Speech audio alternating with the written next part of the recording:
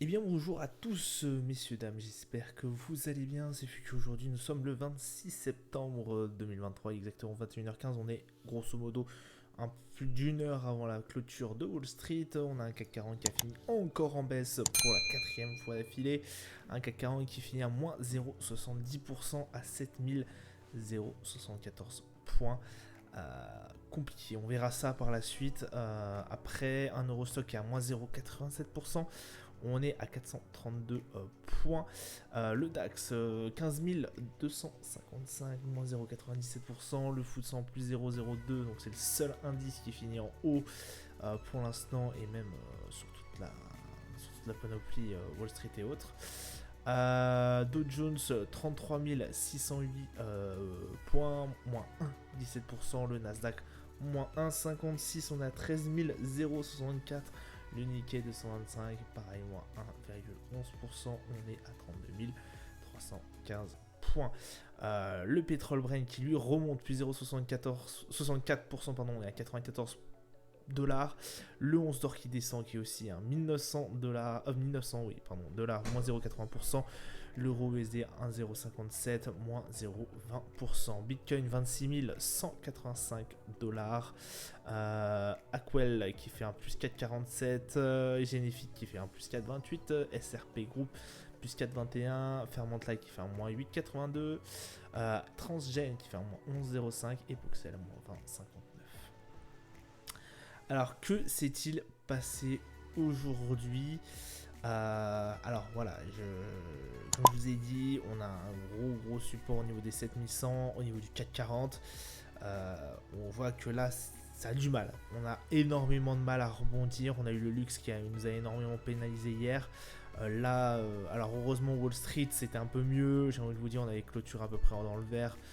Je crois pour le Nasdaq de sûr, le Dow Jones je crois tout juste, et le S&P avec clôturé dans le vert aussi. Mais ça reste compliqué vraiment dans l'ensemble. On a énormément de problèmes au niveau des taux qui ne cessent de monter. Donc voilà, on a le marché obligataire qui commence à... pardon, les obligations, pardon. Oui, les taux, les 10 ans, pardon, oui. Qui commence à faire la tête. Et du coup, en fait, on est vachement impacté par ça. On n'est pas rassuré par les manœuvres de Jérôme Powell, de la Fed, de la BCE, de nos banquiers centraux. Donc voilà, on reste quand même très prudent là-dessus. Voilà, on a des incertitudes aussi sur la trajectoire des taux d'intérêt, forcément, hein, parce que avec ce qu'il y a eu comme discours au niveau de la Fed qu'on a eu la semaine dernière, voilà. Et puis même de la BCE qui a eu ce début de semaine, je crois, enfin lundi ou c'était vendredi, je sais plus trop. Voilà, on est toujours dans cette incertitude là. On a aussi le pétrole qui remonte un peu, donc ça peut impacter, mais bon, j'ai envie de vous dire, c'était à prévoir le pétrole. En tout cas, voilà ce qu'on pouvait dire aujourd'hui sur ce qui se passe. Ça reste quand même assez compliqué et on a un marché qui fait un peu la tête, hein. On va pas se mentir, qui a du mal à rebondir. On verra encore plus sur les graphiques, vous le verrez.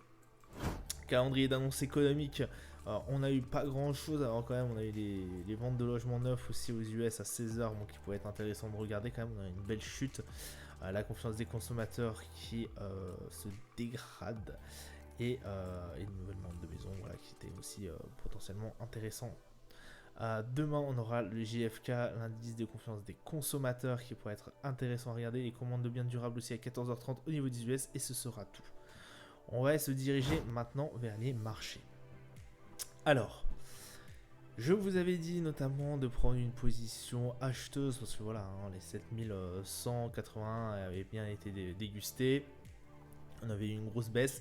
Là, on voit qu'on a vraiment du mal au niveau du CAC 40. Là, normalement, vous avez pris un stop parce que je vous avais dit aux alentours des 7100. Pour les plus courageux, vous pouvez descendre aux 7000. Mais voilà, forcément, vous allez prendre un bout. Moi, j'avais passé un TP aux alentours des 7004, pensant que ce rebond pouvait se faire aux alentours des 7100. Hein. On le voit bien, hein, ce niveau-là des 7000. Les 7100 avaient bien tenu malgré les grosses descentes. Je pensais effectivement à un rebond. Bon là j'ai joué vraiment large en plaçant un stop à 7000, mais vraiment là pour l'instant ça s'annonce très très mal, surtout que voilà, c'est normal que vous ayez pris un stop comme ça, parce qu'on est descendu vraiment très très bas, rendez-vous compte, on était proche des 7000 durant cette journée, et je pense que c'est possible que ça se dégrade encore un peu. Donc il y a moyen que je me le mange. Voilà. Honnêtement, il y a moyen très fort que je me mange un stop. Donc vous, normalement, potentiellement, vous êtes le prix, et si vous avez pris une position quand même acheteuse. Je ne perds pas espoir, je pense quand même que ce rebond va se faire attendre certes, mais qu'il va arriver voilà, un peu dans les quelques jours qui viennent, ou alors dans la semaine prochaine. Enfin, j'espère pas la semaine prochaine, mais un peu plus dans les jours qui viennent. Je suis encore assez confiant. Je pense que c'est peut-être voilà, comment vous dire, une phase à anticiper, enfin à encaisser. C'est vrai que là, j'étais peut-être parti un peu trop. Comment dire, pour faire une analyse, j'étais peut-être parti un peu trop confiant, peut-être un peu trop en avance, j'avais un peu trop préchoté à mon avis, le fait d'aller chercher voilà, un stop, enfin d'aller chercher une position aussi haute. 7156 après c'est pas non plus déconnant, mais je vous avoue que là on aurait peut-être pu attendre les 7100 pour déclencher cet achat. Bon, après, on peut jamais savoir. Si c'était comme là, on aurait eu sur une séance, on aurait pris 7100 et puis ça serait remonté. Bon, écoutez, on peut jamais prévoir ce que vont faire les marchés. En tout cas, voilà, c'est que partie remise. Donc, forcément, pour l'instant, moi je suis toujours en position. Si vous avez suivi un peu, oui, il y a moyen que vous êtes mangé le stop. Si vous êtes assez prudent, vous avez peut-être mangé le stop. Mais voilà, on reste quand même, je pense potentiellement, je tenterai encore le rebond. Si c'est le cas, si je me prends le stop. Voilà, donc 34 au niveau du RSI, donc un RSI forcément fortement impacté par cette grosse descente. Au niveau du DAX, on a à peu près la même chose, hein, forcément, mais le problème c'est que le DAX, lui, lui, il descend bien fort. Comme je vous ai dit, là, le prochain support, il visait aux alentours des 15 000. Là, les 15 610 ont été bien franchis, bien comme il faut. On a un RSI qui est vraiment très très proche de la zone de survente. On est à 30, donc tout juste. Là, vraiment, on est au niveau des plus bas. Donc écoutez, bah là, ça va encore bien descendre à mon avis. En tout cas pour cette journée. Pour demain, potentiellement, alors potentiellement, on pourrait s'attendre à un éventuel rebond. Mais il va falloir qu'encore ce niveau de taux, ces 10 ans, se décompresse. Hein, voilà, se souffle un peu parce que là, on n'arrête pas de monter. On est pratiquement sur des plus hauts. Donc écoutez, on reste quand même assez vigilant là-dessus et c'est surtout ça pardon, qui fait un peu paniquer le marché. Pour ce qui est du Brent, alors le Brent il m'a fait toujours plaisir. Bah, vous voyez, en même temps il y a certains qui se plaignent qui voyaient pas les 90$. Moi je l'ai peut-être baissé un peu, je suis à 90$ tout pile je crois au niveau du stop. J'avais pris une position au niveau des 95, voilà, un peu aventureux quand même. Parce que je vous avoue que pendant un moment, je m'étais dit, je suis peut-être un peu bête aussi d'avoir pris cette position. Je vous explique pourquoi. Je vous avais dit que juste avant de prendre ma position, je vous avais dit que il y avait de fortes chances pour que le Brent s'affaisse un peu. Pourquoi? Puisqu'il avait quand même très très fortement monté. Et qu'à chaque montée qu'on a, on a forcément une petite phase de respiration. On n'avait à ce moment-là pas eu de phase de respiration et j'avais pris ma position en disant bon c'est pas grave si on prend la phase de respiration, j'achèterai plus tard. Bon là c'est en train de reprendre peut-être éventuellement un peu, on a été quand même pioché bien bas, on a été trouvé les 91$ et quelques, 92 peut-être, 91 pardon, 30. Voilà, on a été pioché bien bien, mais on finit sur une belle hausse au niveau du Brent. Et écoutez, ce qui est assez exceptionnel, bon, on a toujours un RSI incroyablement haut. Je pense qu'on a toujours ce potentiel d'aller chercher bien plus haut que les 95$ et quelques le baril. J'en suis toujours conscient. Et donc c'est pour ça que je laisse toujours courir ce petit trade et qu'en plus voilà j'ai toujours mon stop qui est aux alentours des 90 là, si c'est le cas, bah, écoutez, je me mangerai un deuxième stop, mais je suis toujours quand même assez confiant. En revanche, je vous avais dit que le 11 d'or, et je vous l'ai répété encore une fois hier, que le 11 d'or était potentiellement sur une phase de descente, tout comme le Dow Jones.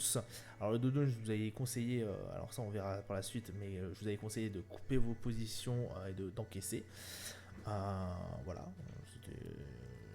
si c'était pas le cas, voilà, vous auriez pu, mais bon, là on a encore une séance baissière. Bon bref, on reviendra sur le Dow Jones par la suite.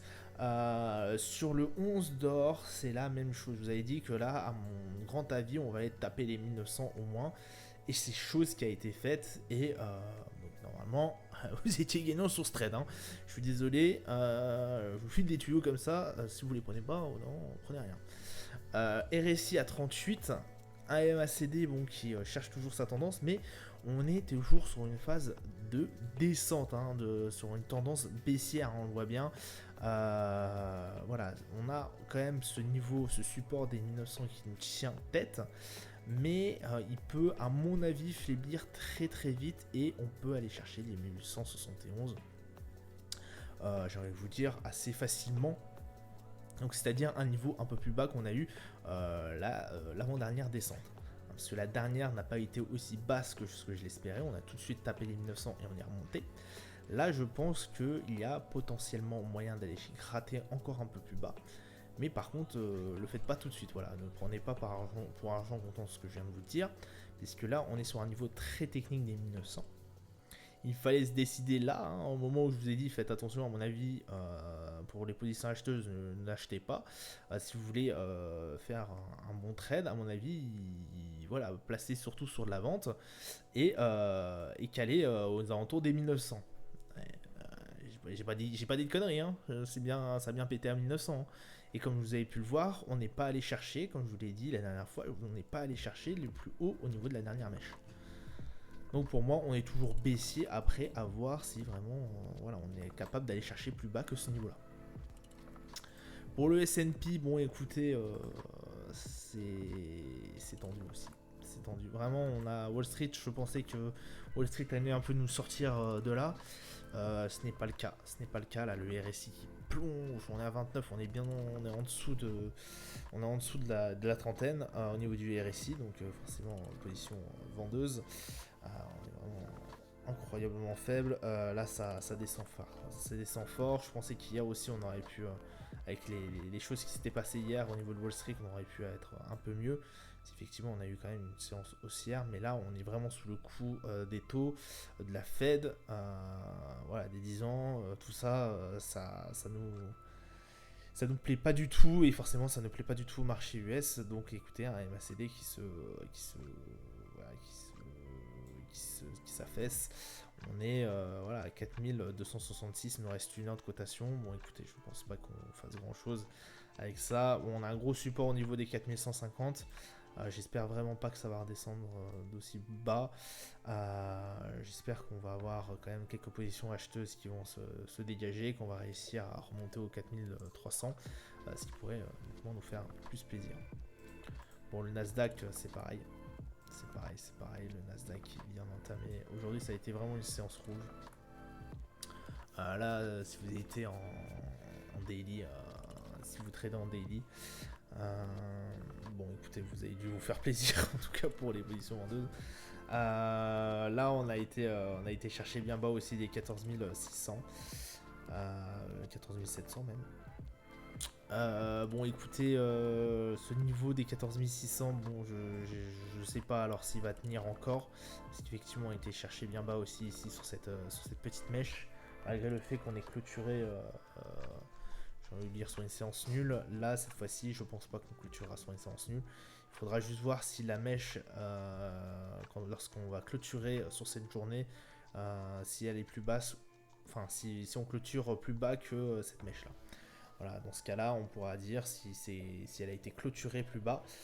Si on a clôturé plus bas que la mèche ici, on pourra dire que ce niveau des 14 680 ne tient plus. Et dans ce cas-là, notre prochain support sera aux alentours des 14 000. Bon, RSI entamé aussi à 33. Ça grince des dents là. On grince des dents. Mais je ne vois toujours pas une réelle tendance baissière s'opérer. Alors, peut-être que je me fais biaiser aussi par le fait qu'on a eu pendant un moment un beau support aux alentours des 15 200. Mais en tout cas, pour l'instant, la tendance baissière du Nasdaq, je ne la sens toujours pas. Alors après, je peux me tromper, hein. Il peut aller se dégager à 14 000 et quelques le Nasdaq. C'est très possible, c'est possible. Mais pour l'instant, moi, c'est pas réellement sur l'indice que je traderai. En tout cas, pas sur le Nasdaq. En revanche, pour ce qui est de son copain, le Dow Jones. Alors, là on peut discuter. Puisqu'à ce moment-là, je vous avais dit, effectivement, il y a quelques séances, je vous avais dit de vous positionner en vente. Vous l'avez fait, vous l'avez pas fait, ça vous regarde. On a un RSI qui a été bien entamé, donc on est à 30 au niveau du RSI. Là, on est aux alentours des 33 602 points. On a une très nette séance baissière. Hier, je vous avais dit déjà de couper vos positions vendeuses, parce que je pensais pas que ça allait se dégringoler aussi fort. De toute façon, je peux pas prévoir l'avenir. Pour ceux qui n'ont pas coupé, bon, bah aujourd'hui, vous avez gagné 2 fois plus. Mais ne continuez pas la vente. Voilà. Si vous êtes toujours en position vendeuse, et si vous voulez quand même faire une position vendeuse, ne le faites pas. Ne le faites pas. Alors, je ne vois pas l'avenir, certes, mais je sens qu'il va y avoir potentiellement un rebond. De toute façon, il y a toujours un rebond en toute fin. Le problème, c'est qu'il peut être assez plus ou moins violent. Là, faites attention. Voilà, là, on a bien entamé au niveau du RSI. On a bien entamé aussi la descente. Je ne prendrai pas de position. Là, si vous avez pris, si vous m'avez écouté, vous avez pris aussi une partie de vos profits et que vous attendez qu'encore ça plus ça baisse pour en prendre une autre, ne le faites pas. Clôturez aujourd'hui, ça sera très bien. Voilà, vous aurez un bon trade. Voilà ce que j'avais à dire. Les 34 300 n'ont pas tenu cette grosse descente. On commence à se faire peur. On a potentiellement réintégré la range entre les 34 300 du coup et les 33 000. À voir par la suite. Voilà, ce que je vous ai donné, c'est mes potentielles positions, mes potentielles préférences. Donc je vous le récapitule. Hein. Le Dow Jones, vous êtes en baisse. Le 11 d'or aussi. Le Brent, vous êtes en hausse potentiellement. Là, si vous ne l'avez pas fait, peut-être intéressant de le faire. Et CAC 40, si vous avez pris un stop, bon bah désolé, le mauvais tuyau, je pensais pas que ça descendait aussi bas. Mais normalement, vous avez pris un bon trade normalement la semaine dernière, où je vous avais dit conseiller de le prendre à la baisse. Le CAC 40, vous avez potentiellement pris un stop. Si ce n'est pas le cas, vous le mettez à 7000 tout pile ou 6099, 90, bon bref, vous débrouillez. Mais voilà, pas plus bas de sûr. Vous attendez le rebond. Si rebond il y a, bah c'est bien, vous encaissez. S'il n'y a pas rebond, bon courage. Vous prenez un deuxième stop. Normalement, avec ce que je vous ai dit, donc voilà, normalement, vous êtes toujours en positif. J'ai envie de vous dire, vous êtes toujours en positif. Le Brent, normalement, court toujours. Voilà. Normalement, vous avez toujours un trade sur le Brent. Et le 11 d'or, normalement, vous avez pris. Normalement, vous avez pris aussi. Je vous avais dit de prendre un stop, de prendre un take profit à 1900. Là, les 1900 viennent d'être pris. Donc, normalement, le 11 d'or, vous l'avez chopé. Le Dow Jones aussi. Normalement, vous avez pris des profits sur le Dow Jones. Voilà. Ok, allez, un trade perdant sur les 3, grosso modo. Voilà, on voudrait peut-être pas. Puis le Brent qui court toujours. Bon, voilà. Voilà ce que je pouvais vous dire en tout cas pour aujourd'hui. Je vous souhaite une excellente journée, une bonne soirée à vous. Je vous dis à plus tard. Ciao, ciao.